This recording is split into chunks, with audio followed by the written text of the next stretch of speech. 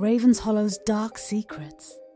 The waves along the coast of Ravenshollow had always carried an eerie stillness, as if the sea held its breath, waiting. Locals whispered about the ancient tales tied to the Sea of Forgetfulness, a place where sins are cast away, never to be spoken of again. It was said that on Halloween night, the Sea Empress could be awakened by the desperate, those who dared to seek vengeance against the living. Lisa Martin, heartbroken and shattered, was about to learn just how deadly those old stories truly were. I need to do something for myself, Lisa. You wouldn't understand. Those were the last words James spat at her before walking out of their apartment, his silhouette fading into the cold night as he left to join one of his many affairs. The door slammed, and the sound echoed through the hollow space that was now her heart. Lisa stood there numb. The room felt like it was closing in. Every photo, every piece of furniture reminded her of the love they had shared, the love he had promised her, a life together, marriage, a future. But that future had crumbled in an instant. James had been cheating on her for months. She found out through whispers in the office. But now, after confronting him, there was no denying it. He admitted everything without remorse. You were suffocating me. I had to live a little. It's not like I ever owed you anything. Besides, you're a low-value woman anyway. His words were like knives, each one twisting deeper, leaving scars she would carry forever. She fell to her knees, sobbing uncontrollably.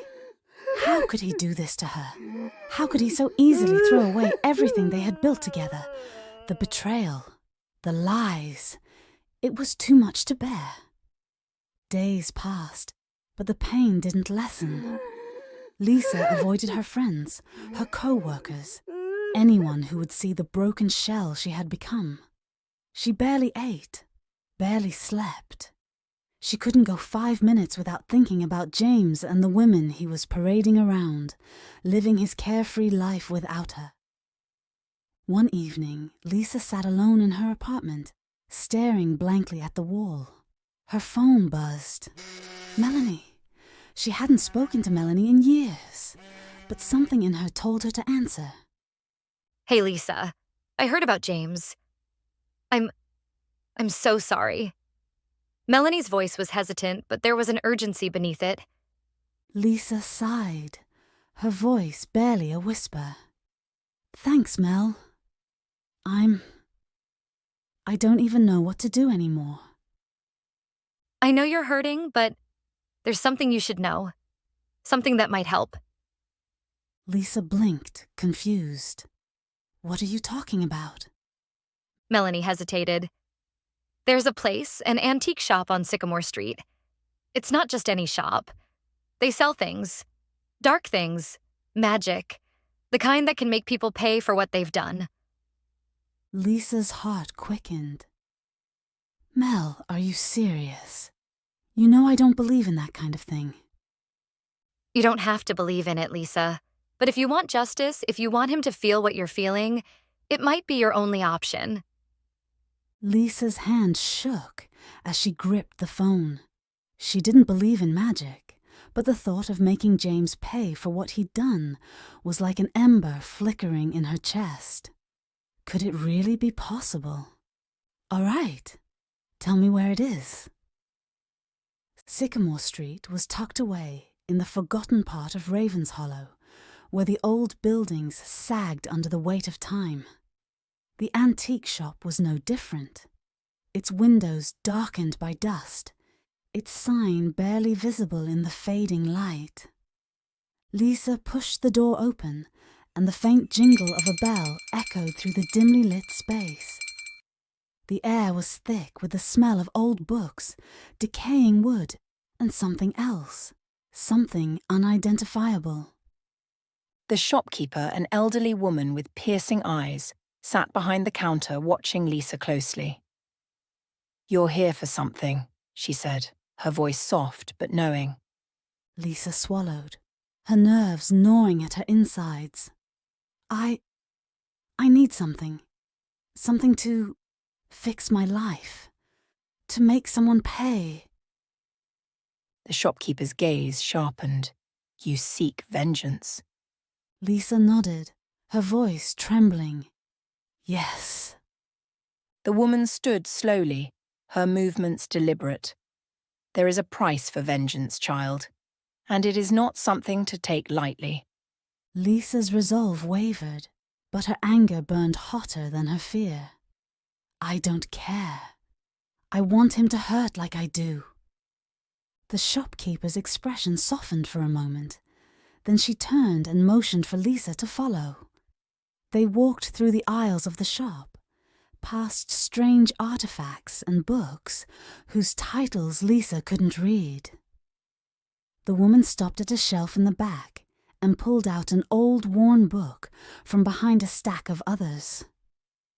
This is not for sale, the woman said firmly, placing the book on the counter. It is a town artifact. The mayor asked me to keep it safe, but perhaps I can help you understand its power. She opened the book carefully, the pages brittle with age. The Sea Empress, she said, her voice barely above a whisper. She dwells in the sea of forgetfulness, a spirit of vengeance bound to the ocean. You can wake her on Halloween night, but be warned, calling on her comes with a price heavier than you know. Lisa's eyes widened as the woman began to recite a poem from the book, her voice low and rhythmic. On Halloween night, when the moon is high, she rises from depths where lost souls lie. Make a list, check it twice, throw it to the waves. Beware the price. She'll find them all, one by one, her vengeance swift, her justice done.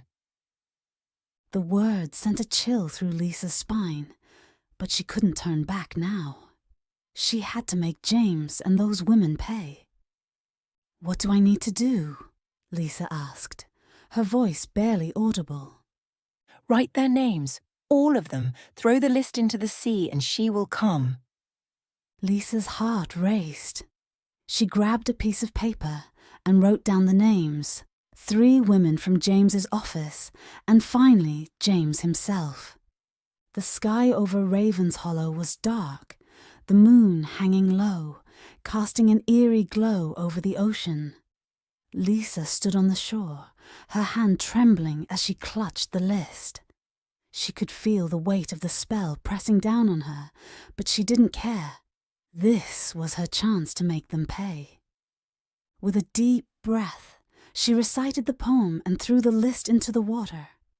For a moment, the ocean was still, too still. Then the water began to ripple, black foam bubbling to the surface. She turned and hurried back to her apartment, her heart pounding. It was done. The Sea Empress would take care of the rest.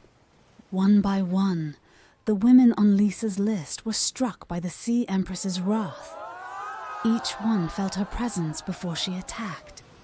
A chill in the air, the feeling of being watched, their breath catching as the shadows seemed to come alive. They heard whispers, their own guilt echoing in their minds, before they were torn apart by invisible hands. By the time it was James's turn, the Empress had changed.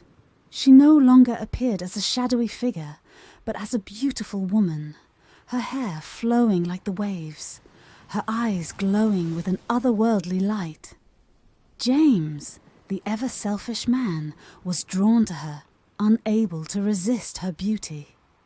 He reached for her, and as his hand brushed her skin, she revealed her true form, a monstrous, skeletal creature with glowing red eyes and teeth like daggers. Before he could scream, she devoured him, leaving nothing but the sound of the waves crashing against the shore. Lisa thought it was over, but the nightmare had only just begun. The night after James's death, She woke to the sound of whispers in her room. The shadows on the walls seemed to move, and she could feel something cold pressing against her skin. The Sea Empress appeared before her, her eyes glowing with malice. "You called me, and now you will pay." Lisa tried to run, but the Empress's grip was unbreakable. "Your soul belongs to me. Not just yours, but your bloodline. Every generation will suffer, haunted by the sea until the end of time." Lisa screamed, but there was no escape. The price for vengeance was far greater than she had ever imagined. Vengeance is the Lord's. There's a reason why that is. We were not made to carry such a heavy price. And now it was hers and her family's to pay for eternity.